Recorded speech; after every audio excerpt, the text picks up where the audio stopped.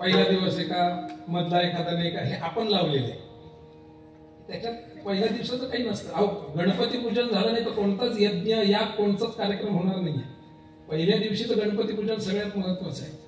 आणि त्यामुळे तुम्ही तशा मानाने मला फारच बहुमान दिला की पहिल्या दिवसाची कीर्तन सेवा दिली. मी अशा अंगाने ते बोलतो. म्हणजे आपण उलट्या अंगाने घेण्यापेक्षा अशाही अंगाने त्याचा विचार केला पाहिजे. आदरणीय महाराजांची बाजूला उपस्थिती मला एक गोष्ट सहज आता जाणवली. थोडक्यात सांगतो आणि माझ्या सेवेकडे जातो. सामान्यतः गायन किंवा वादन कला जी असते तर या दोघांमध्ये गाणारा आणि वाजवणारा एकमेकांकडे तोंड करून बसतात.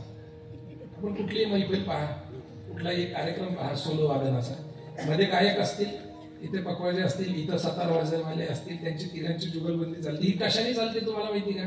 त्यांचं ज्ञान, त्यांची कला, त्यांचे राग, त्यांचा ताल हे सगळं नंतर आहे.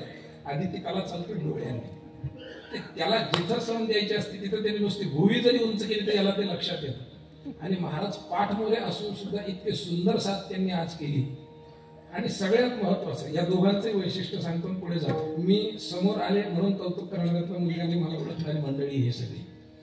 हा समोर आलं तर एक वेळ बोलणारा मुलगा आहे पण कौतुक करणं नाही जमत. हे जे सत्य आहे जे आता इथं भासलेलं आहे ते सगळं सांगतोय. विशेषतः म्हणजे खांदा न हलवता आणि तोंड वेगळं वाकडं न करता गायन कसं असावं हे या दोघांकडून शिकलं पाहिजे.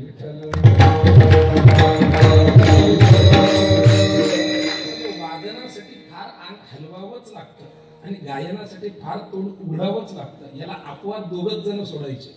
पहिलं नाव आहे पंडित भीमसेनजी जोशी यांचं आणि दुसरं नाव तुम्ही म्हणाल की नका म्हणू पण आपले शेवाळे महाराजांचं.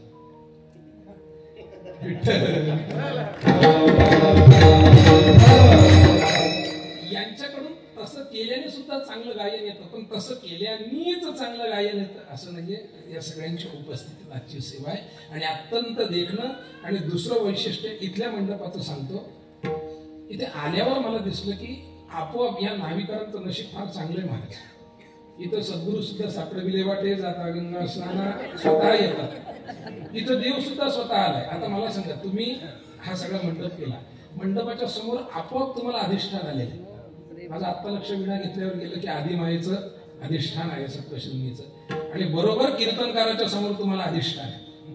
मग जी भावना ज्ञानोबा समोर कीर्तन केल्यावरची आहे, जी भावना पांडुरंग परमात्मा समोर कीर्तन केल्यानंतरची तीच भावना सप्तशृंगीच्या समोर कीर्तन केल्यानंतरची माझी आहे. त्या अभंगातून तुकाराम महाराज परमात्म्याचा परिचय करून देतात. एक संस्कृत मधलं चांगलं सुभाषित आहे. अतिपरिचयात अवज्ञा सतत गमनात अनादरो भवती मलये भिल्ल पुरंदरी चंदन तो काष्टम इंधनं कुरुते. एखादा व्यक्ती असेल, एखादा शब्द असेल, एखादं व्यक्तिमत्व असेल किंवा एखादं तत्व असेल, याचा जर फार जवळून आपल्याला संबंध आला तर अनावधानाने का होईना आपली त्याच्याबद्दल अनादर निर्माण होतो. कुठंतरी त्याच्याबद्दल आपल्याकडून अवज्ञा त्याची होते. कुठंतरी त्याच्याबद्दल एक प्रकारचा मनातला आदर कमी होत जातो.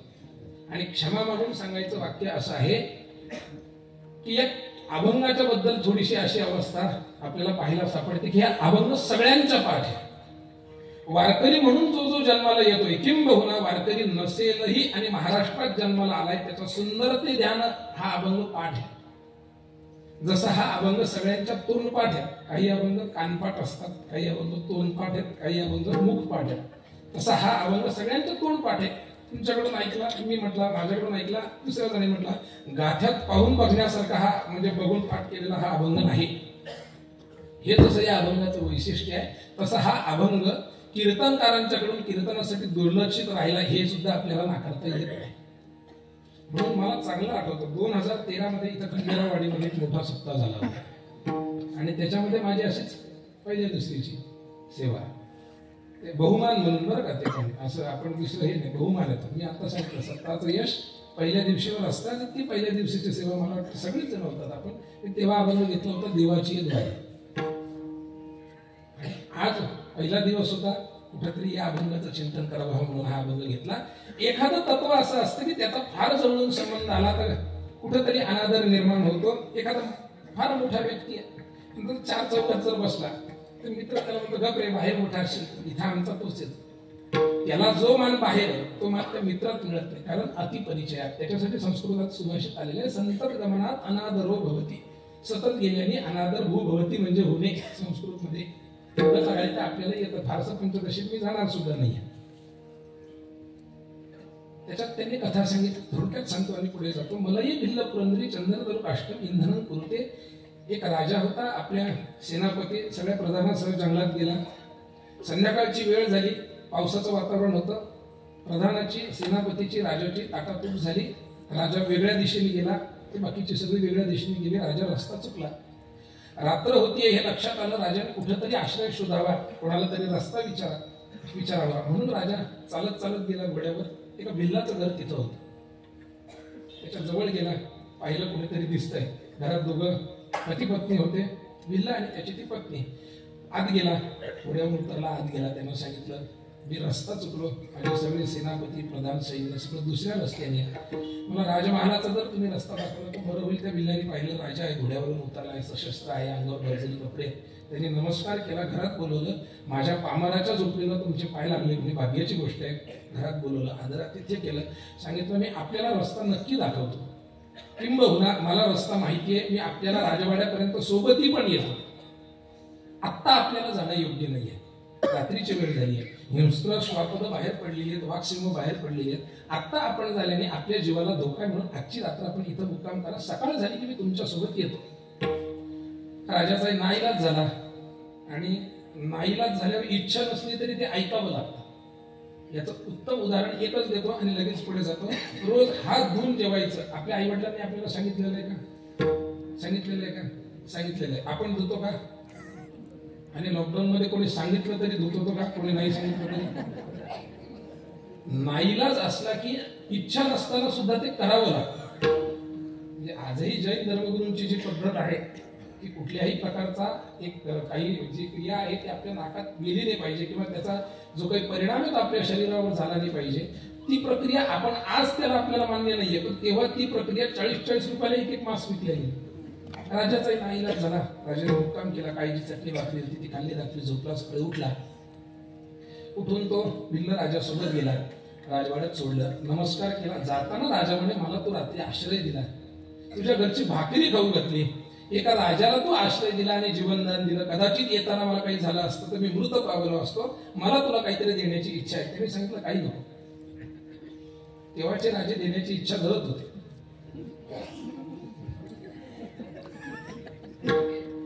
मोठा काम करून कीर्तन ऐकायलाही सोपं जाईल, सांगायलाही सोपं जाईल. सगळे स्थितप्रज्ञ होऊन जर आपण बसलात तर 700 श्लोकाची गीता होत नाही. पहिले काहीतरी शंका येऊ द्या लागते. गांडीव सहस्रे असतात, उच्चैव परिदय्यते. पहिल्या श्लोकाला नष्टो मोह स्मृतिर्लब्ध्वा तत्प्रसादान्मयच्युत असं म्हणून चालणार नाही. त्यांनी सांगितलं, माझी काहीतरी द्यायची इच्छा आहे. त्यांनी सांगितलं, महाराज तुम्ही राजा आहात आणि राजाचं रक्षण करणं हे प्रजेचं कर्तव्य आहे. माझं कर्तव्य मी केलं की तुम्हाला आश्रय दिला, तुम्हाला भोजन दिलं, तुमचं आदरातिथ्य केलं, मला काही नको. हे ऐकून राजा अधिक संतुष्ट झाला आणि त्यांनी याला एक पर्वत नाव दिला, दान दिला. मलय पर्वत नावाचा पर्वत. मलय पर्वत म्हणजे ज्या पर्वतावर सगळीच्या सगळी झाडं चंदनाची आहेत, असा पर्वत दान दिला. हा जो भिल्ला होता घरी आला, मलय पर्वत दान दिलाय. कशाचा? चंदनाचा पर्वत दान दिलेला आहे. सांगायला फार सोपं आहे. चंदन किलोनी मिळतं महाराज. चंदन किलोनी मिळत. एखादी काडी जरी मिळाली तरी भाग्य समजावं. आणि दुर्दैवाने आपल्याला एकदाच मिळते. जेव्हा मिळाली तेव्हा कळत नाही एक आहे का 4 आहे. प्रामाणिक माणूस असला तर खऱ्या 4 आणत. नाही तर काय होतं, आता मागच्या महिन्यामध्ये मी तिरुपतीला गेलो होतो. आपल्या सगळ्या विद्यार्थ्यांना श्रद्धेय भावाची होत होते. मला तो मुद्दा नाही सांगायचा आहे. तिथं तिरुपतीला आंध्रमध्ये एक शेत असं आहे, एक भाग असा आहे की तिथलं सगळं रक्तचंदन हे तिरुपतीच्या विलेपनासाठी येत असतं. ते दुसरं चंदन वापरत नाही. जसं वारकरी गोपीचंदनाशिवाय दुसरं चंदन वापरत नाही, तसं तिरुपतीला रक्तचंदन वापरलं जातं एका विशिष्ट जंगलात. आता हे रक्तचंदन म्हटलं का आजकालच्या मुलांना काय आठवत असेल तुम्ही सांगा बरं? रक्तचंदन म्हटलं की काय आठवतं? पटकन सांगत नाही ते. यांनाही माहिती रक्तचंदन म्हटलं की यांना येत्या दसऱ्याची आठवण येते. कारण नेमकं त्या रक्तचंदनाचं होतं काय किंवा त्या रक्तचंदनाचं करावं काय लागतं हे आपल्याला आता माहित नाहीये. हे सांगायचं व्यासपीठ पण नाहीये. चंदन फार दुर्मिळ. आपण असं जर बोटाला घेतलं लावलं तर दिवसभर वास सुटतो. त्यामुळे तिरुपतीला एक जण आला माझ्यासोबत, काही आपले सद्गुरू असतात, काही शिष्य होते, नावीतले काही जण होते. 100 रुपयाला एक चंदनाचं असं त्यांनी एवढं लाकूड आणलं, चांगलं औषध 700 ग्रॅम वजनाचं.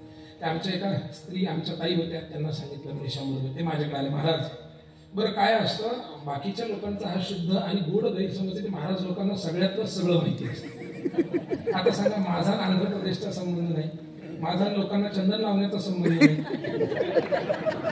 मी स्वतः लावतो, माझा बाकीच्यांचा संबंध आहे. त्या मला येऊन विचारतात म्हणे महाराज हे चंदन घेऊ का? म्हटलं घ्या. नाही म्हणजे खरं आहे का कुठे ओळखा. जवळ घेतलं, वास घेतलं, वास चांगला आला. बरं खऱ्या चंदनाचा वास कसा आहे हे आपल्याला माहिती आहे, त्यामुळे हा चंदनाचा वास आहे की नाही हे सुद्धा आपल्याला कळत नाही. घ्या म्हटलं, घ्यायचं असेल 100 रुपयाला. घरी गेला, खराब झालं, काय करायचं ते करा. तर आमच्या सोबत एक जण मी सोबत नेले होते, सद्गुरू असते, त्यांना तिथली सगळी माहिती होती. तर त्यांनी सांगितलं महाराज हा तुम्ही हे लाकूड घ्या आणि एक काही मिनिटं तुम्ही नळाखाली धरा, याचा काही वेळात वास निघून जाईल, काही वेळात याचा रंग निघून जाईल आणि काही वेळात हा स्वस्वरूपाला प्राप्त होईल. चंदन इतकं दुर्मिळ महाराज, ते 100 रुपयाला मिळत नाही.